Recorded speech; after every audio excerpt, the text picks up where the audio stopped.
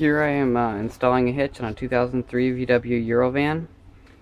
Here I have my handle nut and some other hardware, and I have my two side brackets here along with the actual hitch piece here. So I'm going to show you how to install it. We got the directions. You'll need a socket set, and you can see I've jacked up the van in the back. It just makes, you don't have to, but it makes it a lot easier to get underneath. So as a starting point, first you need to take out the bolts that hold on the bumper. You can see there's one right here, right above the exhaust here, and there's another one right here. This is for the driver's side. So those are the two that you'll need to take out first. So as you can see, I got the first of the bumper mount bolts off. This bolt fought really hard. It's got really rusty threads. As you can see, we tried penetrating oil. That did very poorly. So we heated up the nut and it came right off. We had to peel back the exhaust shield, as you can see here, to get a good shot at putting heat onto the nut. As you can see, I got the last of the two bolts out here that hold on the bumper on the driver's side. These bolts were extremely rusted on. I had to use some MAP gas, you can see right there, and some penetrating oil, and some brushing as well. Just a little brush like this works well. And as you can see here, I unbolted the exhaust so I could push it out of the way. I also drilled out this this rivet right here that holds the exhaust shield on, so I can just push it out of the way here. So right here I've got my hardware that I'm gonna put on for the first side bracket for the CURT hitch. I've got the two bolts that go in for the ones I had a hard time getting out, and then this is the bolt that'll go in this handle nut here that will have to somehow fit behind here into that hole right there. So for this wing nut here that I put in, as you can see, the exhaust shield right here is pulled back. So what I did is I had my brother pry it back while I slid the wing nut, or it's not the wing nut, the handle nut right in here, and then I put the bolt in while I held it with the exhaust shield back, and then after I did that, I just slid the handle nut up in here. So that worked really nicely. I'm not sure how you'll do it if you don't take the exhaust shield down. Now to the passenger side, putting the bracket to hold the receiver on. This last one came out very easy compared to the other side. I did put some spray lubrication on it, and it just came right out. So now I'm going to put in the receiver. So over here, you can see this cable right here. You've got to cut those. I just tried to fit it and it doesn't work, so probably cut it here. The wire now is pretty loose. I was able to maneuver it enough to get the hitch bracket to fit where I wanted it to. As you can see right here, we've got the nut on that holds the one bolt on. The other two bolts went in relatively easy. You can put never-sees on them if you want to. I only did it on the last one just because that's when I remembered to do it. But now it's on to torque these to spec.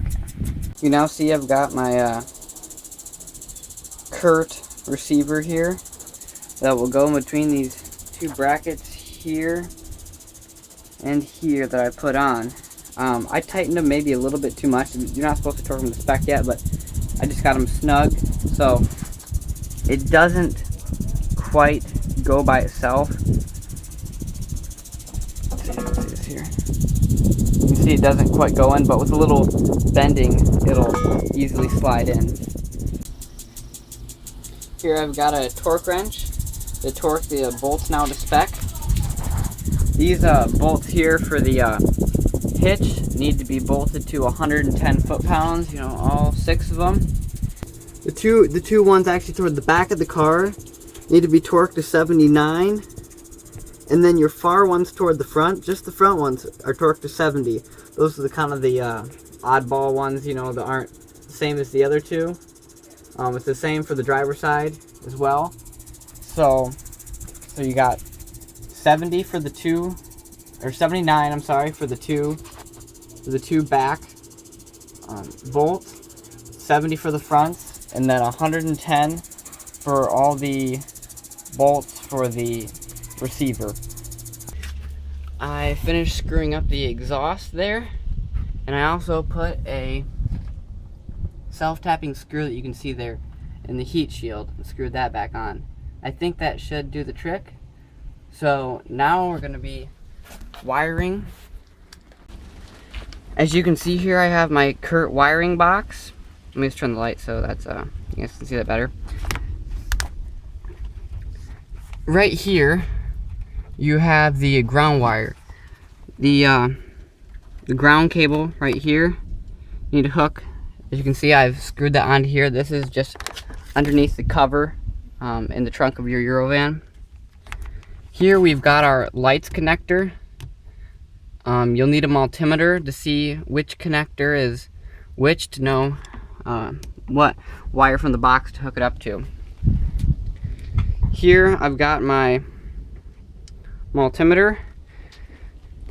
You'll need to turn it on to a voltmeter, and from there we'll turn it on to here. We're on, as you can see from the line of the dot dot dot, we're on DC voltage. So from that we'll tell what wire is which. As you can see, I've got the multimeter here. What you'll need to do is take your black prong and put it right here on the ground bolt there, and then I've got the running lights on, and so from there you'll need to go to each one of these each one of these little terminals on the plug to find out which light the running light is. So I have the running lights on right now, and I went down the line of this plug. I couldn't take a video of the multimeter while I was doing this because I don't have 3 hands, but for me it was the second prong from the right that is my running lights. So I'm gonna trace that wire back. Appears it's this pink one right here, my fingers on, well, the middle one. And I'll take my splice connector right here, and you will put the running light wire from your CURT wiring box, and you'll splice it into that wire, and we'll do the same thing for all the next wires. So here, as you can see, I hooked up the running lights to this splice connector. It turned out to be the pink wire, or actually it might be more like an aqua blue. But now I'm going to use my multimeter again, and I'm going to do the left turn signal.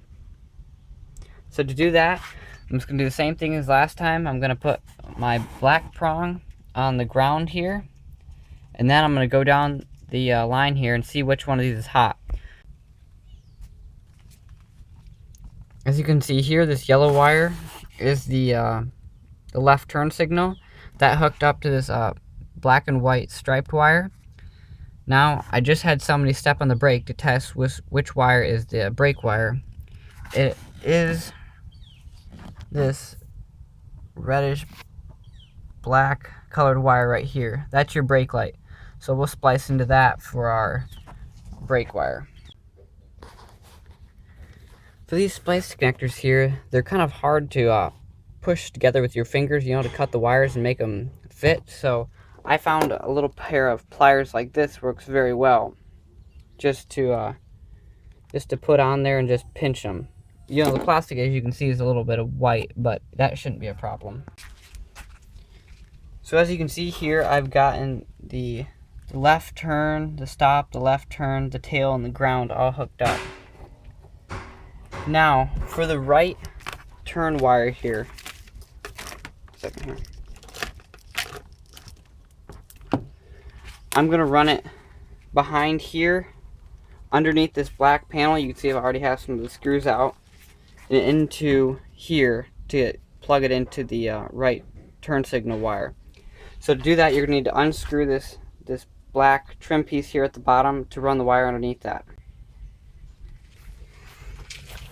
So you can see I stuck the box here right on that little rib in the right here under this cover. And this green wire right here, I ran down under, you kind of just stuff it underneath this little trim piece here. Just run it along here, underneath this little trim piece, and in just a second.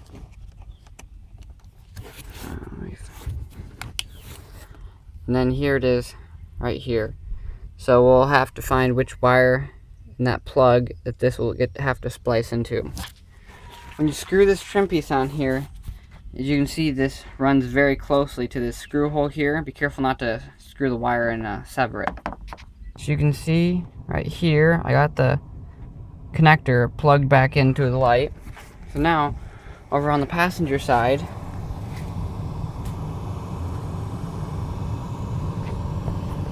see if I can get a good shot of this. You can see that connector right there that I've unplugged. Right here, you just unplug it from the headlight. And you need to stick the key in to do this to turn on the passenger side blinker, or the right blinker. So I'm going to go down the line here, holding the one terminal of the multimeter on the ground, and seeing which one of those is the one we need to tap into. So now I tested my plug over here, and it's this far connector. Second. And the connector is, it's this far one towards the end, so I'm going to splice into that. After I do that, I should be done. So now you can finish. You can see my blue splice connector there. I spliced into the blinker wire. And so after you've done that, remember to plug it back in. I almost forgot to do that. Plug it back into the tail light and put your cover back on. After that, you'll test your connector. So for testing the connector, this is your ground here. This brown wire right here, that is for your tail lights. Both the yellow and the green, which are right here, those will come on for your brake lights. Then your green is your right, and your yellow is your left. Turn signals. So I tested mine. My plug tested out fine. From there, you let down the jacks. I have jack stands, so I have to use a jack to take it down.